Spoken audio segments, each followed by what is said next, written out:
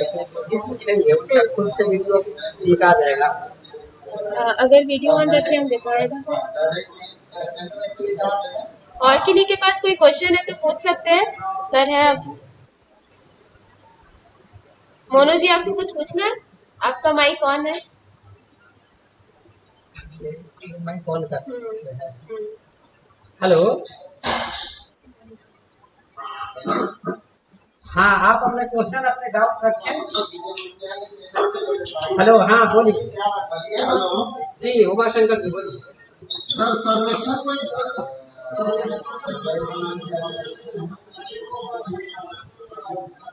एक क्वेश्चन आपका दो का था, पूरा एक सर्वे जो है यह एक फुल क्वेश्चन है,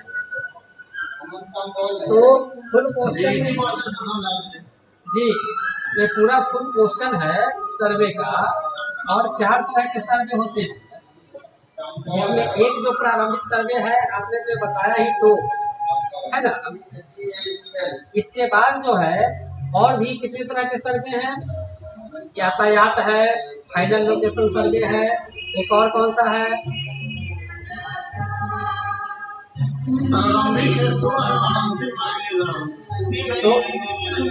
तो ये जो सर्वे है तो आपने कौन देख लिया। इसके बाद ये अंतिम मार्ग निर्धारण नाम से क्लियर है कि ये सबसे लास्ट में होता है, इसमें फाइनल काम शुरू किया जाता है, इसके बेस पर टेंडर दिया जाता है, उस पर काम होता है। और जो भी आपका मार्ग निर्धारण है, लोकेशन है, सब कुछ कर लेते हैं, उसमें कहाँ से कहाँ तक काम है, खुटी डालने वाला काम, जमीन का डिमार्केशन, ये सारे काम उसमें होते हैं। यातायात सर्वे जो आप कह रहे थे, यातायात सर्वे में केवल हम ये देखते हैं कि कोई भी जब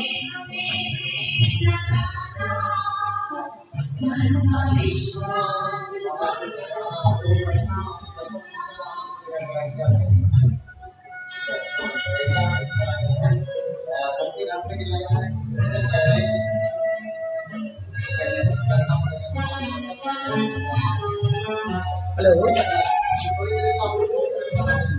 हेलो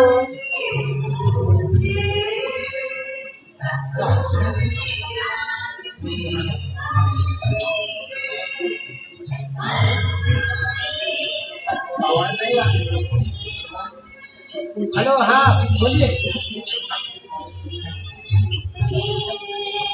हेलो,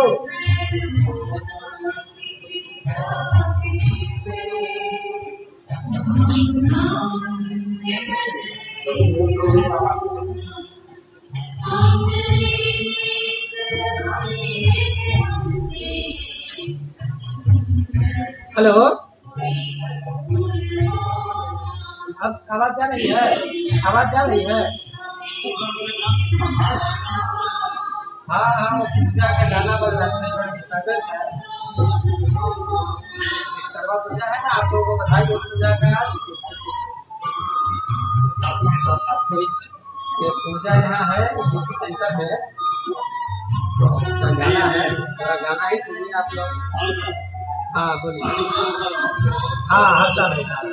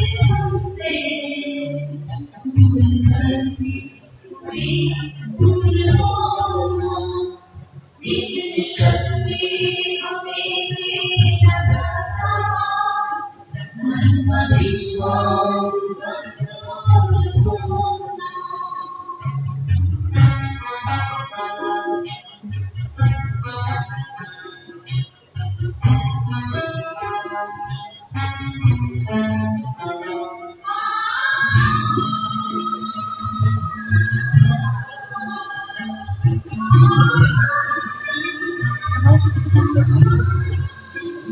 गाना का तो सपना का गाड़ी से भी है। हो गया आप नहीं सर। अच्छा पहले तो TCS में अच्छा आपने इंजीनियरिंग किया। सर बजट संकलन और बजट नियंत्रण, हाँ तो सर दोनों में क्या अंतर है? बजट संकलन हो गया बजट कंपाइलेशन, यानी कि बजट जब हम बनाते हैं तो बजट तो बनाते हम नहीं है, आप जानते होइएगा अकाउंट्स डिपार्टमेंट बजट को संकलित करता है। संकलित, ठीक है, बजट बनाते तो कौन है? एग्जीक्यूटिव डिपार्टमेंट्स वाले हैं, जिन कार्यकारी जिनको काम कराना है। तो सिविल इंजीनियरिंग डिपार्टमेंट का काम है, उनको कोई नया ट्रैक बिछाना है, दोहरीकरण करना है, गेज परिवर्तन करना है, कोई ब्रिज बनाना है, कोई स्टेशन बनाने हैं, रेलवे क्वार्टर्स बनाने हैं, या फिर इलेक्ट्रिफिकेशन का काम है, SMT में सिग्नलिंग का काम है। तो ये सारा जो काम होता है एग्जीक्यूटिव डिपार्टमेंट्स का है, और वो खुद उनको कितना खर्च होगा इसका आंकलन वो खुद करते हैं। बजट बनने से पहले ये प्रक्रिया शुरू हो जाती है ऐसे, और सारे लोग अपना अपना जो है बजट बना के भेजते हैं। अकाउंट्स डिपार्टमेंट इसको कंपाइल करता है, कंपाइल करके पूरे जोन का बजट, ये पहले डिवीजन से होता है, डिवीजन अपना बना के हेडक्वार्टर को देता है। तो हमारे पास जो है हर यूनिट का आता है, डिवीजन का आता है और हेडक्वार्टर यूनिट का भी आएगा। तो इस तरह से सारे यूनिट का बजट हमारे पास आता है, वहाँ पर हम उसको कंपाइल करते हैं, यानी कि सबको मिला के हम जोनल रेलवे का बजट बनाते हैं डिपार्टमेंट का। डिपार्टमेंट तो केवल अपने डिपार्टमेंट का बनाता है, और हम पूरे ही इस सेंट्रल रेलवे का बजट कंपाइल करते हैं, कंपाइल करके रेलवे बोर्ड को भेज देते हैं, और फिर रेलवे बोर्ड उस पर जो डिसीजन देता है वह डिसीजन आता है कहाँ पे? बजट में, और उसके बेस पर हम लोगों को अलॉटमेंट फंड होता है। जब फंड अलॉटमेंट हो जाता है तब जाके दूसरा जो आपका प्रश्न था वो शुरू होता है बजट कंट्रोल। बजट कंट्रोल का ये मतलब है कि जो पैसे आपको लोकसभा ने, संसद ने जो पैसे जिस काम के लिए जितने पैसे दिए आपको उतना ही में उस काम को करना है। ऐसे प्रोविजन है कि घट जाता है तो हम रिवाइज स्टेटमेंट बनाते हैं और मांगते हैं, मगर जिस काम के लिए पैसा है उसी काम पर खर्चा करना है, उतना ही खर्चा करना है। इसको कहते हैं बजट अलॉटमेंट। इसलिए मान लीजिए किसी काम के लिए 100 रुपये मिले तो एक बार में ही आपको 100 नहीं मिल जाता है, तो पैसे आपको फेज आउट मैनर में मिलते हैं। एक बार में 50 रुपये मिला, फिर 25 मिला, फिर कुछ मिला, ऐसे करके मिलता है, ताकि आप खर्च काफी नियंत्रण में सही जगह ही खर्च करें, और जो रेलवे का बजट है वो वर्ष न करें।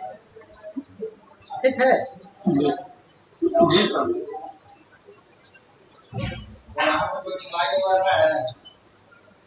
तो सेंटर है हमारे रिश्तेदार का, ठीक है ना? आपका भी एग्जाम होगा, आपका नहीं, आप किस पोस्ट पे ज्वाइन करें?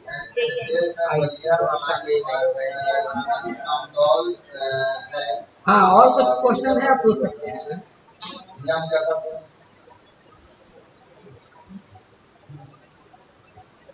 हेलो,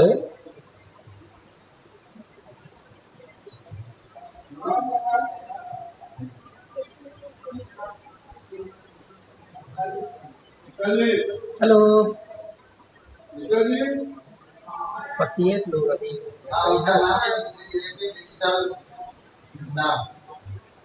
आपकी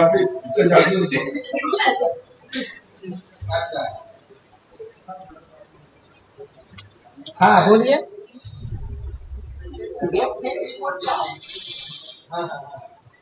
एक बार आप रिपीट कीजिएगा please. Depth head report, depth head report ji. Depth होता है जो ऋण होता है ना, हम लोग लोन लेते हैं ऋण, तो उससे संबंधित एक रिपोर्ट है, ठीक है ना। डेप्थ हेड रिपोर्ट हमारा कहाँ कहाँ से कितना लोड हमको जो हम लोग लेना दिया है, इसके बारे में जो है एक स्टेटमेंट होता है, रिपोर्ट होता है, वो पूरा हर यूनिट अपना अपना बना के और फाइनली जो है डिवीजन में, डिवीजन से हेडक्वार्टर में और हेडक्वार्टर में भेजते हैं। इससे पता चलता है कि रेलवे के ऊपर कितना डेप्थ है और उसको कैसे क्लियर करना है, आगे जो है उसका मैनेजमेंट और अकाउंटिंग कैसे करना है।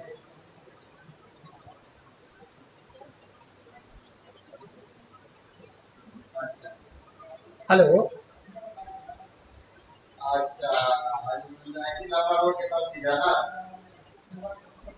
हेलो हाँ बोलिए। हाँ हो गया। ये मैंने पक्का हो गया।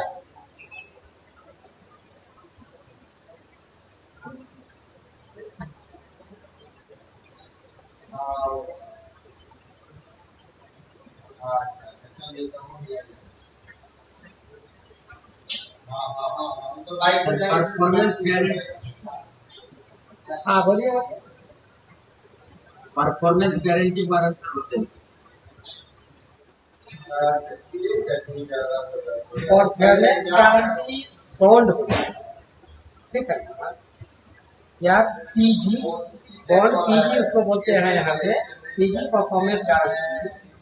ये है क्या, जब हम लोग कोई भी टेंडर, हम लोग मतलब रेलवे जब कोई टेंडर देती है किसी ठेकेदार कॉन्ट्रैक्टर को, तो कॉन्ट्रैक्टर की जिम्मेदारी होती है कि वह काम as per terms and condition laid down in the contract agreement to perform the work, तो उसके तहत वो पूरा काम कर सकते हैं।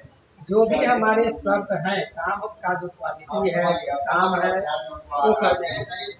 कई बार क्या होता है कि ठेकेदार बीच में ही काम छोड़ देते हैं, तो रेलवे का काम जो है फंस जाता है, डिले होता है, हमारा नुकसान होता है। कई बार क्या है कि टेंडर लेने के लिए जो ठेकेदार हैं उनके पास उतना टेक्नोलॉजी नहीं है, एक्सपीरियंस नहीं है, काम मगर वो काम कर नहीं पाते हैं। कई बार उनको जो है कम रेट पर काम ले लेते हैं, लेकिन जब काम करते हैं तो उनको ज़्यादा खर्च आने लगता है, तो छोड़ के चले जाते हैं। तो बहुत सारा रीजन होता है जिसके कारण जो है काम का क्वालिटी बिल्कुल एज पर द हमारा टेंडर कंडीशन से हो, और किसी भी कारण से कॉन्ट्रैक्टर काम छोड़ के ना जाए, बिल्कुल उस तरह का काम है जो हमको चाहिए था।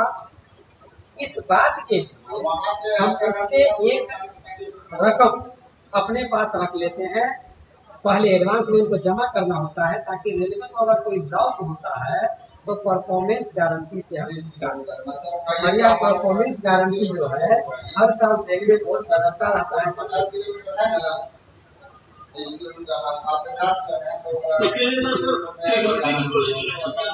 सिक्योरिटी डिपॉजिट भी है, ठीक ना, सिक्योरिटी डिपॉजिट भी है। पहले तो सबसे पहले अर्नेस्ट मनी है, सिक्योरिटी डिपॉजिट है, परफॉर्मेंस गारंटी है, पीजी है, तो यह भी एक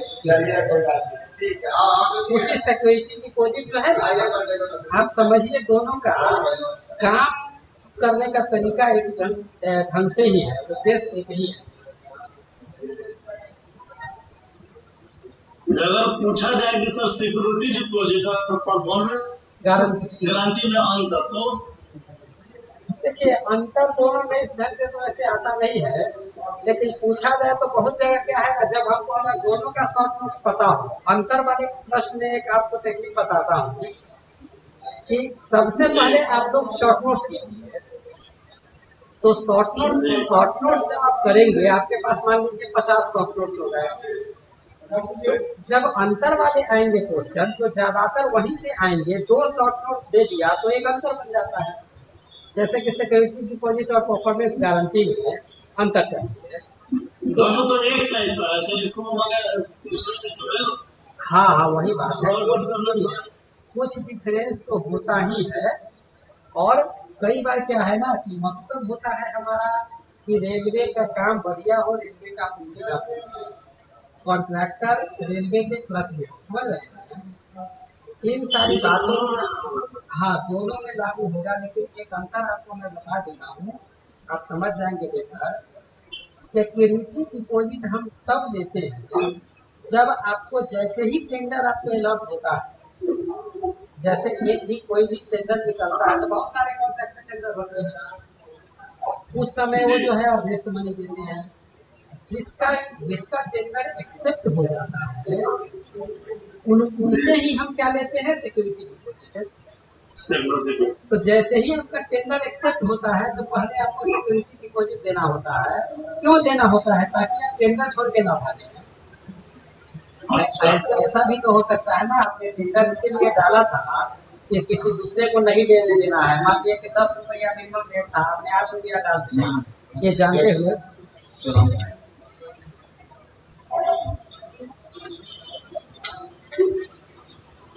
तो ये जानते हुए भी आपने कम रेट डाल दिया कि हमको तो काम करना नहीं है, सबको डिस्टर्ब कर देते हैं, अगली बार देखेंगे कुछ जुगाड़ लगाएंगे अगली बार, है ना? तो इस कारण से आपके सिक्योरिटी डिपॉजिट लिया जाता है कि अगर आपके फेवर में टेंडर एक्सेप्ट हो गया तो आपको टेंडर लेना है। अगर आप नहीं लेते हैं, काम नहीं करना चाहते हैं, तो आपका सिक्योरिटी डिपॉजिट जब्त हो जाएगा। तो सिक्योरिटी डिपॉजिट हमारा क्या सेफ करता है कि हमने जो टेंडर निकाला, इतना प्रक्रिया किया, टेंडर खुलवाया, तो उसमें जिसको भी टेंडर मिला वो हमारे साथ फर्जरी नहीं करे, वो टेंडर लिए और काम शुरू कर दिया। ठीक है, तो इसलिए हो गया सिक्योरिटी डिपॉजिट। बाद में ये भी है कि पैसा कभी ठेकेदार काम नहीं किया, छोड़ के भाग गया या रेलवे का कोई लॉस कर दिया, तो सिक्योरिटी उसके पास उसका जो राशि है कॉन्ट्रैक्टर का हमारे पास है, हम सबसे रिकवरी कर सकते हैं, सब जब्त कर सकते हैं, सिक्योरिटी डिपॉजिट भी कर सकते हैं। परफॉर्मेंस गारंटी जो है ये अब आगे की प्रक्रिया हो गई। आपने टेंडर ले लिया, काम भी शुरू कर दिया काम आपने, तो काम आप अच्छा से करें, ठीक ना? पहले तो था टेंडर में, यहाँ काम अच्छा से करें, इसके लिए आप पीजी में परफॉर्मेंस का नाम से ही क्लियर है। परफॉर्मेंस मतलब वो किस बात के लिए है कि आपका परफॉर्मेंस गारंटीड होगा, आपका जो परफॉर्मेंस होगा वो बढ़िया होगा, गारंटीड होगा, और आप रेल को उसी तरह का, उसी क्वालिटी गुणवत्ता का काम देंगे जिसके लिए वो टेंडर किया गया है। तो इसलिए है कितना परसेंट लिया जाता है परफॉर्मेंस गारंटी? 10% है। अभी कितना है? 5 है। हेलो, नहीं शायद आप जो है ना देख लीजिएगा, बदलते भी रहते हैं। मुझे जितना याद है 19 में पिछले साल 10% था, और हमारी समझ से 10% होगा। कोरोना के कारण आधा तो नहीं किया होगा। सर स्टोर सस्पेंस को थोड़ा क्लियर कर दीजिए। सस्पेंस जो है ये अपने रेल में कई जगह चलते हैं। तो जहाँ भी पैसे का लेन देन है उस सारे सेक्शन में, पैसे का लेन देन मतलब वो क्या बोलते हैं, फिजिकल हो या ऑन पेपर हो, ठीक ना? ज़्यादातर जगह हमारे यहाँ रेलवे में पैसे का लेन देन ऑन पेपर होता है, डॉक्यूमेंट्स में होता है। तो वहाँ पर एक सस्पेंस हम रखते हैं। सस्पेंस नाम से आप जान रहे हैं, हिंदी में क्या बोलते हैं इसको? सस्पेंस के लिए हिंदी में बोलते हैं उचंत। तो उचंत खाता, लेकिन उससे ज़्यादा आसान सस्पेंस ही है, हम लोग ज़्यादा समझते हैं कि तो सस्पेंस अकाउंट क्या है? जहाँ भी जिस किसी सेक्शन में हमारा रेलवे जो है डिपार्टमेंट या कोई भी रेलवे का कोई भी डिपार्टमेंट सेक्शंस में बटा होता है, हम सेक्शन के माध्यम से काम करते हैं। आप जो लोग भी हैं कहीं ना कहीं किसी सेक्शन में पोस्टेड होइएगा। तो आप जो अभी बात कर रहे हैं आलोक रंजन जी बात कर रहे हैं ना? जी सर। आप कौन सेक्शन में हैं? Coaching balance sheet. Coaching balance sheet, वहाँ पे सस्पेंस होता है क्या? काफी सस्पेंस है ना सर। तो जब भी बैलेंस बनाएंगे, बैलेंस शीट करेंगे, तो उसमें आपको एक सस्पेंस रखना ही पड़ेगा। एक आइटम इसलिए रखना पड़ता है कि कई बार जो आपका बैलेंस है वो टैली नहीं करता है, कुछ ऐसे आइटम आ जाते हैं जो पता ही नहीं होता है कि इसका करना क्या है। एग्जैक्ट लोकेशन एलोकेशन है ना। सो प्रॉपर एलोकेशन जब हमें नहीं पता होता है, लेकिन हमको काम तो करना है, बैलेंस शीट बनाना है, हमारा जो भी खाता है उसको टैली कराना है, तो आप अगले फाइनेंशियल ईयर अगले क्वार्टर में ले जाना है।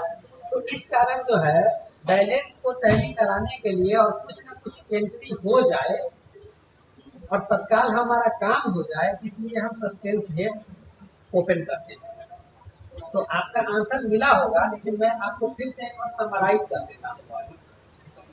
सस्पेंस अकाउंट रेलवे में या रेलवे के किसी भी अनुभाग में इस कारण से ऑपरेट किए जाते हैं कि आपका खाता का मिलान हो जाए, आपका तात्कालिक काम हो जाए। क्योंकि कुछ ऐसे पद होते हैं जिसका फाइनल एलोकेशन हमें पता नहीं होता है, और पता करने के लिए हमें और समय की जरूरत होती है। हमारे पास तत्काल इतना समय होता नहीं है, काम करना जरूरी होता है, इसलिए एक सुविधा के रूप में हमने suspense account suspense head create किया है। जब हम वो काम कर देते हैं फिर भी सस्पेंस का काम खत्म नहीं होता है, लेकिन रेल में प्रैक्टिकल ये बात हो जाती है कि हमारा खाता मिल गया, सस्पेंस भी लोग वही छोड़ देता है। सस्पेंस हमको आगे लेके चलना है और फिर खोजना है कि ये सस्पेंस में जो हम अमाउंट डाले हैं इसका फाइनल हेड क्या होगा, और उस फाइनल एलोकेशन हेड को फिर से हम क्या करते हैं, उसको क्रेडिट करते हैं और अपने सस्पेंस जो बैलेंस हम बना रहे थे उसको डेबिट करते हैं। ठीक है जी। तो सस्पेंस हेड हमारे एक सुविधा के लिए है ताकि हमारा अकाउंटिंग अबाध्य रूप से चलता रहे।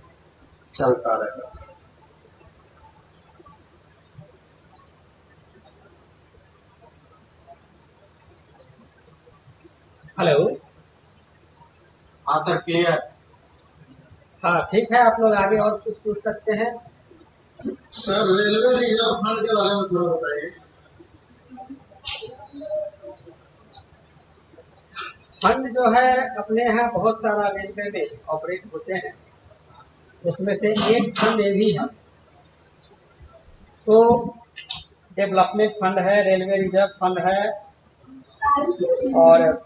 और क्या क्या फंड है, डिप्रिसिएशन रिजर्व। हाँ DFRC है, डेप्रिसिएशन रिजर्व फंड है, और बोलिए कैपिटल फंड है, कैपिटल फंड है, OLW वो तो खत्म हो गया, स्पेशल वाला खत्म हो गया, वो कुछ खास समय के लिए हाँ खत्म हो गया। हाँ खत्म हो गया, लेकिन OLWR है। हाँ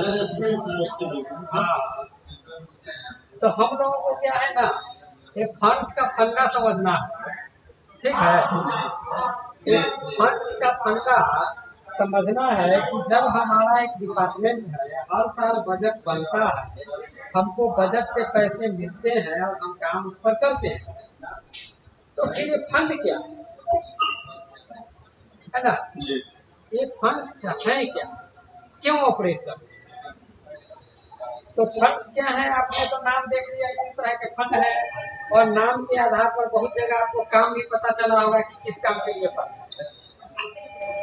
होता क्या है ना जी, कि हमारे पास बहुत तरह के काम होते हैं, और उन सारे काम के लिए केवल बजट पर हम निर्भर नहीं हो सकते हैं। इस कारण से हम जो है कुछ फंड बनाते हैं, और उस फंड का मकसद कुछ खास काम करना होता है। ठीक है, कुछ खास तरह के काम करने के लिए हम खास तरह का फंड बनाते हैं। इसी कारण नंबर ऑफ फंड्स इतने हैं, एक नहीं है, कई एक है, अनेक फंड है। ये अनेक फंड इसलिए है कि हमारे पास काम भी अनेक है। उन सभी कार्यों के लिए हमारे पास बजट अवेलेबल हो, निधि की व्यवस्था सुनिश्चित की जाए। इस कारण से ही जो है हमें फंड की आवश्यकता होती है। और आप जब देखेंगे कि जो भी फंड होता है उसमें बस 2-4 लाइन आपको ये लिखना होता है कि ये फंड है क्या, कब शुरू हुआ, किस काम के लिए शुरू हुआ, लेकिन मेन इसमें है कि उसमें पैसे आते कहाँ से और उस पैसा को हम खर्च कहाँ करते हैं। तो उसमें आप देखेंगे कि पैसे आते हैं, एक तो रेलवे बजट का भी होता है, रेलवे विधान से बजट से भी उसमें आता है, लेकिन और कई जगह से आता है। तो कई बार जो जिस तरह का फंड है उसमें जो हम संपत्ति का प्रॉपर्टी को डिस्पोज करते हैं तो उसके वैल्यू को उसमें डालते हैं और इससे एक फंड बनाते हैं, फिर कुछ उसमें हम लोन भी लेते हैं, कुछ भारत सरकार से उसमें मिलता है। इस तरह से हमारे पास एक फंड होता है ताकि रेलवे का जो आवश्यक कार्य है वो चलता रहे, उस फंड से पैसे।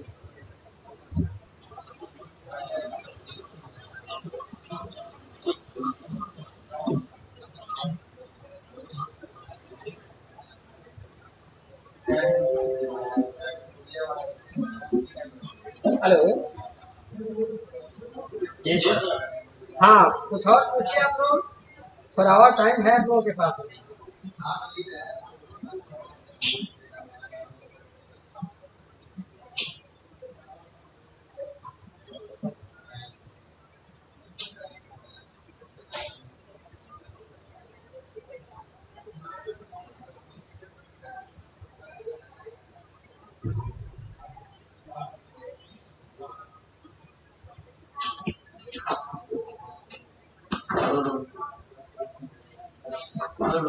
हाँ बोलिए। नोट क्या है? रिसीट, जब हम लोग कुछ भी खरीदारी करते हैं तो रिसीट मिलता है, देखिए रसीद मिलता है। हम लोग कुछ भी खरीदारी करते हैं, मार्केट से कुछ भी खरीदे हैं, बाइक खरीदे होंगे आप, फ्रिज, टीवी, कुछ भी खरीदते हैं तो रसीद देता है। ये रिसीट नोट क्या है कि जब हम कोई धन प्राप्त करते हैं रेलवे के बिहाफ में किसी भी पार्टी से, तो कॉन्ट्रैक्टर हो सकता है, हम पैसा जमा कराया हो, हमारा कहीं लोन होगा, हम जो भी हम रेलवे की तरफ से जमा करते हैं, पैसे देते हैं, या फिर हमें पैसे लेना है किसी के यहाँ। हमारा जो है रेलवे बिजनेस करती है, बहुत पार्टी के यहाँ पैसे रहते हैं जमा बाकी रहते हैं, ठीक ना। तो वो पैसे जो भी है उसकी वसूली के लिए एक नोट जारी किया जाता है कि आपके यहाँ फलाने फलाने मन का इतना पैसा है, आप इसको जो है रेलवे अकाउंट में जमा कराएं, पेमेंट करें। इस बात के लिए एक नोट जो है हमारा रेलवे अथॉरिटी जारी करता है, ये रिसीट नोट है। और ये ज्यादातर ट्रैफिक अकाउंट्स में परहैप्स यूज होता है।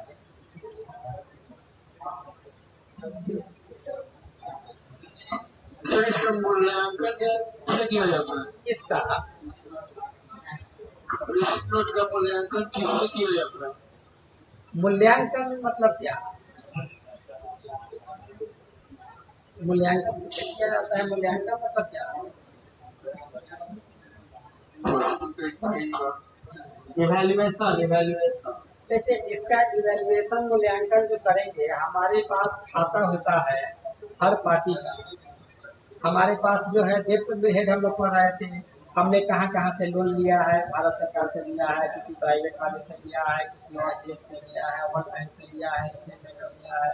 तो जो हम किसी से लोन लेते हैं और हमारा जो पैसा किसी के यहाँ बाकी होता है, उस सब के लिए हमारे रेलवे में अकाउंट्स होते हैं, लेखा वही है, सबका रहता है, वही उसका बेस होता है और वहीं से उसका हम टैली कराते हैं।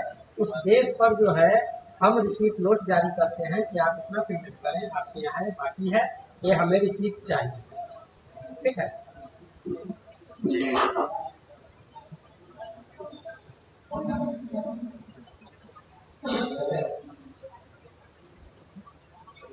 क्रेडिट कार्ड क्या है?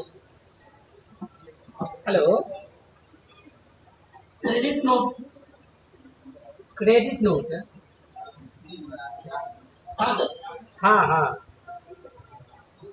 देखिए अकाउंट्स में जो हम लोग काम करते हैं तो हमारा मुख्य काम जो है, आप लोग टीम बनाते होंगे तो डेबिट क्रेडिट जो है हमारा मेन काम है।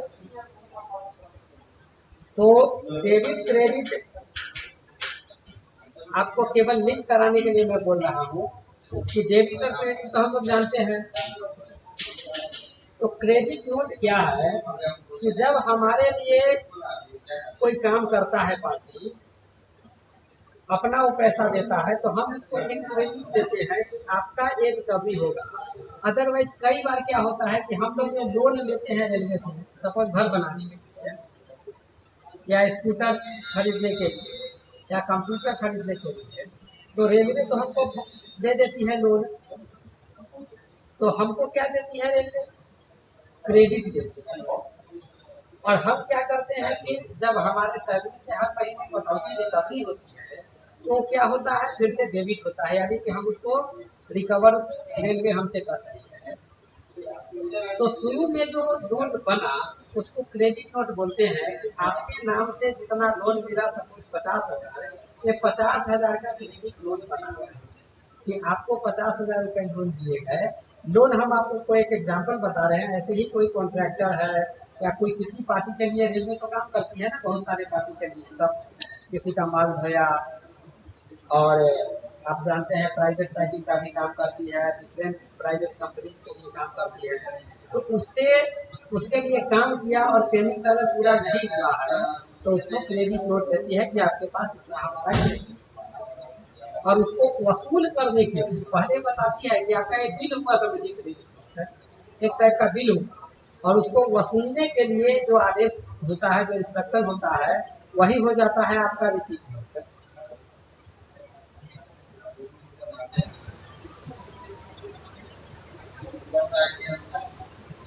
तो सर एक एब्रीविएशन में आता है आरसीसी, रेलवे कन्वेंशन कमेटी शायद होता है।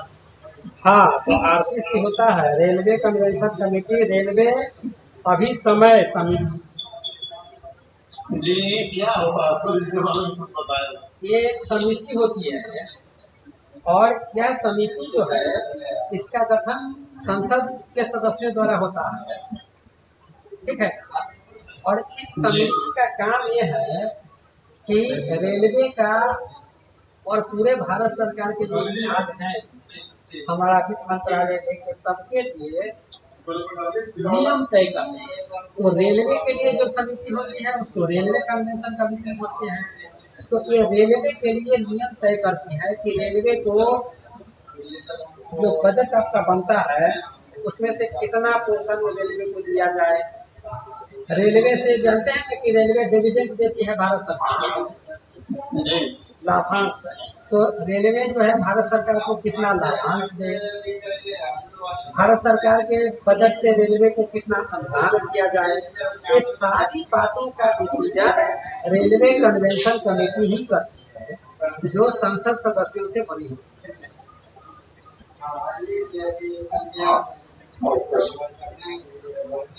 एक sir capital act charge, capital act charge देखिए, एक कैपिटल होता है और एक होता है capital act charge. G capital क्या हुआ, जो बजट में आपको फंड अलॉट हुआ है उससे जो आप काम करते हैं कैपिटल। लेकिन कई बार क्या होता है, आपका जो बजट है आप काम उससे ज्यादा करते हैं। 100 रुपए का काम था, आपने 150 रुपए का काम कर दिए, तो बाकी के जो आपने एक्स्ट्रा बजट का जो यूज किया है वह कैपिटल एक्ट चार्ज चला जाता है, और उसका फिर से हम लोग विनिधानित कराते हैं, उसको रेगुलराइज कराते हैं, और तब जाके जो है फिर वो हमारा रिटर्न होता है। इसमें कोई शुल्क नहीं होता है क्या, इसीलिए इसको कैपिटल चार्ज बोलते हैं। शुल्क वैसा तो कुछ नहीं है।